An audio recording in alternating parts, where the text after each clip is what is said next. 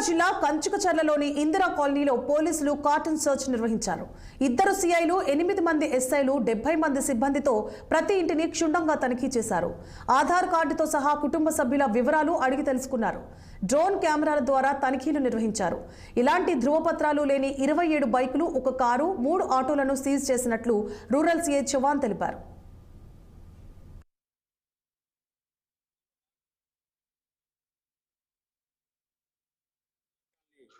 Cordon search operation conduct చేయడం జరిగింది. దీనికి మా సబ్ డివిజన్ నుంచి ఐసీపీ గారు, 8 మంది ఎస్ఐలు, అలాగే సిబ్బంది, సుమారుగా 70 మంది సిబ్బంది ఈ ఆపరేషన్లో పార్టిసిపేట్ చేశారు.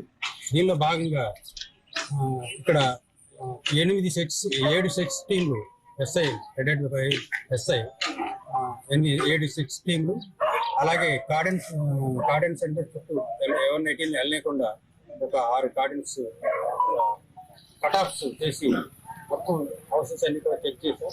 ముఖ్య ఉద్దేశం ఏంటంటే ఎవరైనా క్రైమ్ పాయింట్ ఆఫ్ వ్యూలో కానీ ల్యాండ్ ఆర్డర్ పాయింట్ ఆఫ్ వ్యూలో ఈ తనిఖీలు జరిగినాయి.